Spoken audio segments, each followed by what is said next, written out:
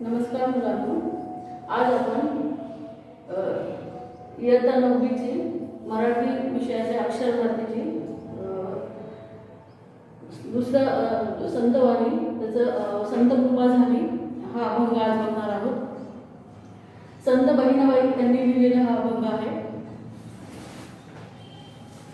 त्यांचा परिचय आपण आधी बघूया. संत बहिणाबाई 1668 साली त्यांचा जन्म झाला आणि 1700 साली त्यांचा मृत्यू झाला.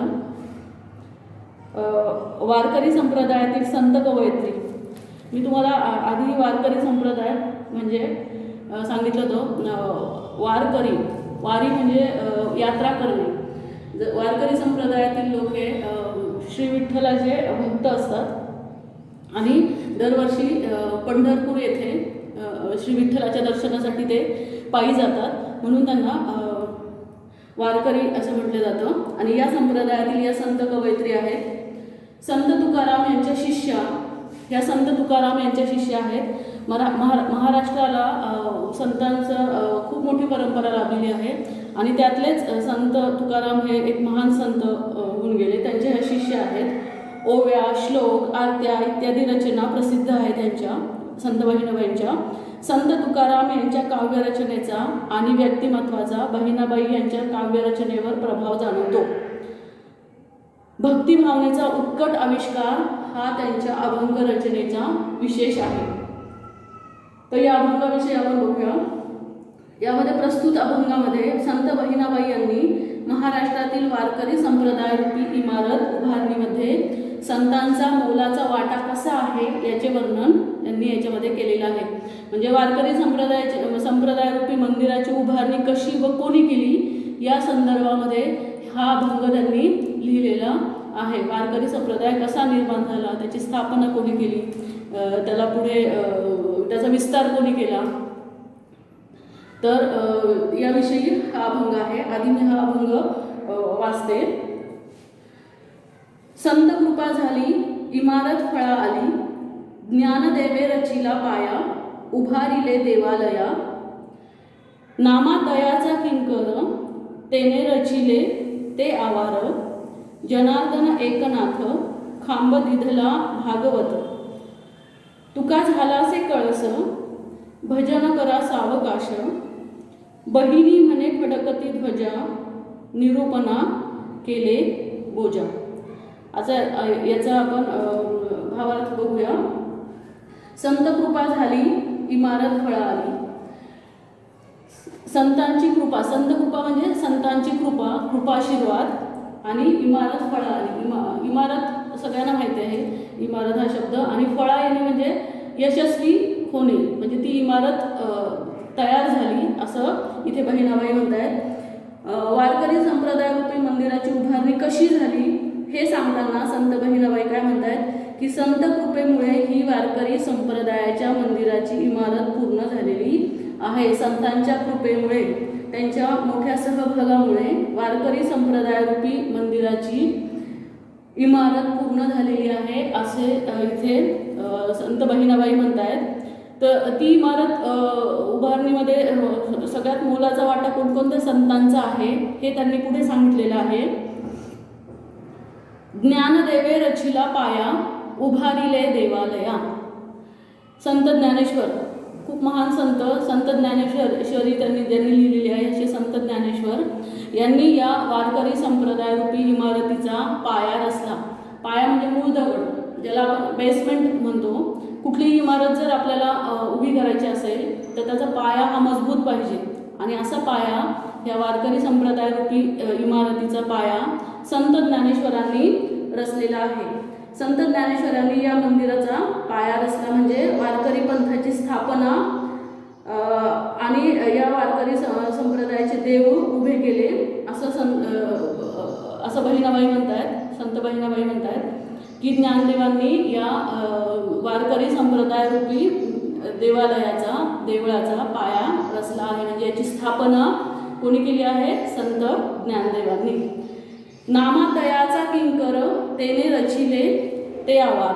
नामा म्हणजे संत नामदेव, हे पण एक महान संत महाराष्ट्रातले होऊन गेलेले आहेत. संत नामदेवांनी नामातयाचा किंकर तेने रचिले ते आवार.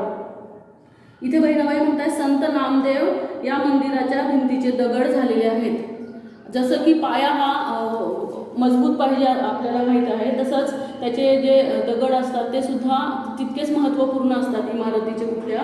आणि अशा इमारतीचे दगड कोण झालेला आहे? संत नामदेव. आणि त्यांच्या संत कार्यामुळे देवालयाचा गाभारा रचला गेलेला आहे, त्याचं आवार, त्याचं प्रांगण रचलं गेलेलं आहे. आवार म्हणजे गाभारा किंवा प्रांगण. तर अशा प्रकारे इथे सगळ्यात पहिल्यांदा संत ज्ञानेश्वरांनी या इमारतीचा पाया रचला, त्याची स्थापना केली आणि नंतर त्याचा गाभारा किंवा प्रांगणाचं कोणी विस्तार कोणी केला? तर संत नामदेवांनी. पुढे त्या म्हणतायत जनार्दन एकनाथ खांब दिधला भागवत. संत एकनाथ, जनार्दन एकनाथ स्वामी हे पण महान संत होऊन गेलेले आहेत आणि त्यांनी याचा खांब दिधला भागवत. आणि भागवत रूपी जो ग्रंथ आहे तो म्हणजे एक प्रकारचा खांब त्यांनी या इमारतीला दिलेला आहे, प्रदान केलेला आहे, असं इथे कवयित्री संत बहिणाबाई म्हणतायत. जनार्दन स्वामींचे शिष्य संत एकनाथ यांनी या मंदिराला भागवत रूपी म्हणजे भागवत हा ग्रंथ भक्कम खांब दिला. त्यांनी या मंदिराचा डोलारा पेललेला आहे. असं कुठल्याही बघा इमारतीचे जे खांब असतात ते खूप महत्त्वपूर्ण असतात, कारण त्या खांबावरती ती पूर्ण इमारत पेललेली असते. त्याच्यामुळे इथे या इमारतीचे खांब कोण झालेले आहे? संत एकनाथ झालेले आहेत, असं इथे संत बहिणाबाई म्हणतायत. तुका झाला असे कळस भजन करा सावकाश. आणि सगळ्यात महत्त्वपूर्ण कुठलंही मंदिर बांधायचं असेल, देऊळ बांधायचं असेल तर त्याचा कळस हा सगळ्यात महत्त्वपूर्ण असतो. कळस म्हणजे काय? देवालयाच्या शिखरावरील शुभचिन्ह ज्याला म्हणतात, की आपण जे दुरून जरी बघितलं तरी तो कळस आपल्याला स्पष्टपणे दिसतो आणि इथे मंदिर आहे हे समजतं. तर असा कळस कोण झालेला आहे? संत तुकाराम. तुका झाला असे कळस भजन करा सावकाश. आणि संत तुकारामांनी या देवळाला कळस चढवला म्हणजे त्यांचं कार्य अतिशय उत्तुंग आहे, अतिशय मोठं आहे, असं इथे संत बहिणाबाई म्हणतात. आणि या मंदिरात विठ्ठलाचे भजन आता सावकाश म्हणा. आता ही इमारत पूर्ण झालेली आहे. आता आपल्याला कुठलीही गोष्ट करायची नाही, आता फक्त आपल्याला काय करायचं आहे? नामस्मरण करायचं आहे देवाचं. आणि तेही आता भक्तिभावाने आणि सावकाशपणे, हळुवारपणे देवाचं नाव आता इथे आपल्याला घ्यायचं आहे. म्हणून इथे संत बहिणाबाई काय म्हणतात की तुका झाला असे कळस भजन करा सावकाश. आणि आता ही इमारत पूर्ण झालेली आहे. वारकरी संप्रदाय रूपी इमारत आता पूर्ण झालेली आहे आणि आता आपल्याला फक्त देवाचं नामस्मरण करायचं आहे, देवाचं भजन करायचं आहे. आणि ते आपण आता सावकाशपणे, शांतपणे, शांत चित्ताने करूया, असं इथे संत बहिणाबाई म्हणतात. बहिणी म्हणे फडकती ध्वजा निरूपणा केले बोजा. बोजा म्हणजे भक्तिभावाने. निरूपण म्हणजे काय? प्रवचन किंवा कीर्तन. म्हणजे देवाच्या विषयी, देवाची प्रार्थना, देवाविषयी चांगल्या गोष्टी किंवा चांगल्या गोष्टी लोकांना सांगणे म्हणजे प्रवचन किंवा कीर्तन. वेगवेगळे उदाहरणं देऊन संतांच्या जे पण रचना आहेत आत्तापर्यंतच्या, त्यांनी जे साहित्य लिहिलेलं आहे त्याच्या माध्यमातून लोकांना चांगल्या गोष्टी सांगणे म्हणजे प्रवचन करणे. आणि असं इथे बहिणाबाई म्हणतात बहिणी म्हणे फडकती ध्वजा. आणि या मंदिरावर भक्तीचे निशाण डौलाने आता फडकत आहे. म्हणजे जे पण निशाण आता या मंदिरावरती, या देवळावरती, या इमारतीवरती फडकत आहे ते अतिशय भक्तीचे निशाण डौलाने फडकत आहे. आणि या मंदिराचे विवरण मी भक्तिभावाने केलेले आहे. विवरण म्हणजे निरूपण, प्रवचन भक्तिभावाने केलेले आहे, असं इथे बहिणाबाई म्हणतात. म्हणजे थोडक्यात या अभंगातून त्यांनी काय सांगितलेलं आहे की वारकरी संप्रदाय रूपी मंदिराची जी इमारत आहे किंवा वारकरी संप्रदायाची स्थापना ही संत ज्ञानेश्वरांनी केलेली आहे. आणि पुढे त्याचा विस्तार संत नामदेव, संत एकनाथ, संत तुकाराम यांनी त्यांच्या परीने खूप मोठा सहभाग या वारकरी संप्रदायामध्ये स्वतःचा दिलेला आहे आणि त्याचा विस्तार खूप मोठ्या प्रमाणामध्ये केलेला आहे. महाराष्ट्रातील महाराष्ट्राचं दैवत मानलं जातं श्री विठ्ठलाला. पंढरपूर येथे दरवर्षी लोक तिथे पायी देवाचं दर्शन घेण्यासाठी जातात आणि आषाढी एकादशीला तिथे खूप मोठी यात्रा भरते. आणि अशा प्रकारे या वारकरी संप्रदायाविषयी, त्याच्या निर्मितीविषयी इथे संत बहिणाबाईंनी खूप छान पद्धतीने असा हा अभंग लिहिलेला आहे. सकल संत गाथा खंड 2 संत बहिणाबाईंचे अभंग क्रमांक 32 हा आहे. तर अशा प्रकारे संत कृपा झाली हा अभंग आपण संत बहिणाबाईंचा इथे बघितलेला आहे.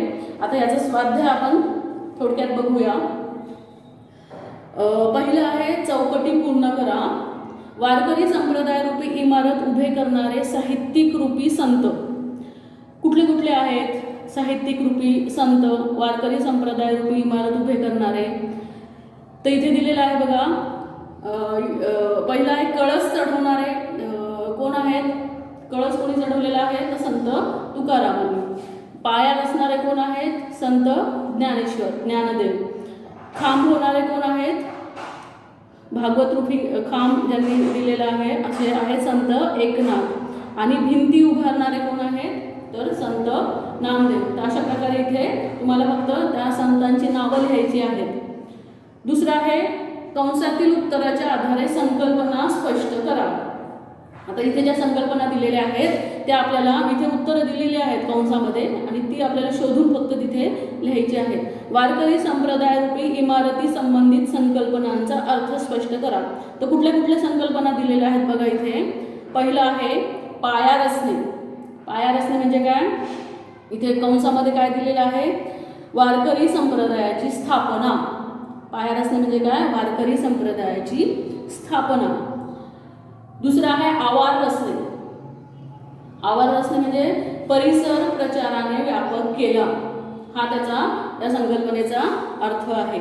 पुढचा आहे खांब होणे म्हणजे संप्रदायाला गुरुकृपेने बळकट केले असं त्याचं स्पष्टीकरण आहे. आणि पुढचं आहे कळस चढवणे.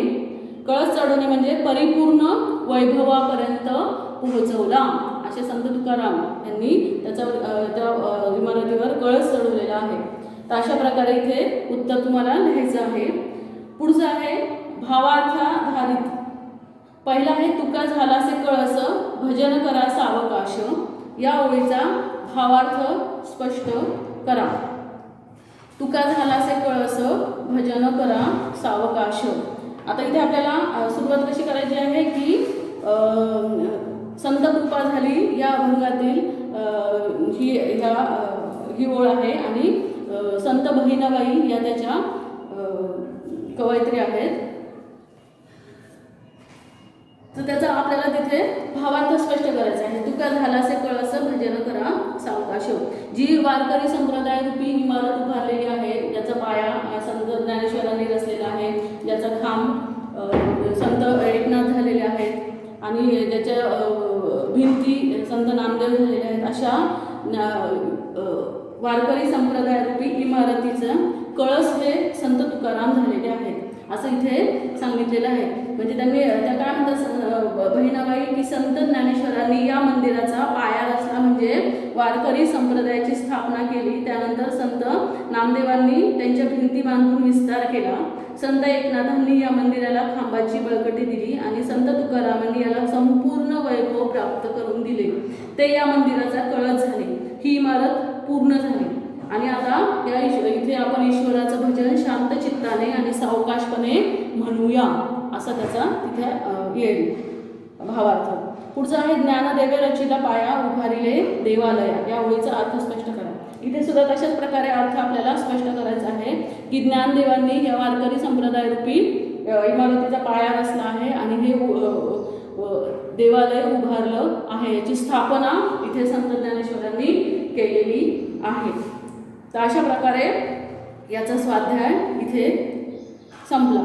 तर अतिशय सुंदर असा अभंग संत बहिणाबाईंनी लिहिलेला आहे आणि वारकरी संप्रदाय कशा प्रकारे स्थापन झाला, कशा प्रकारे तो वाढला याविषयी हा अभंग त्यांनी लिहिलेला आहे. धन्यवाद.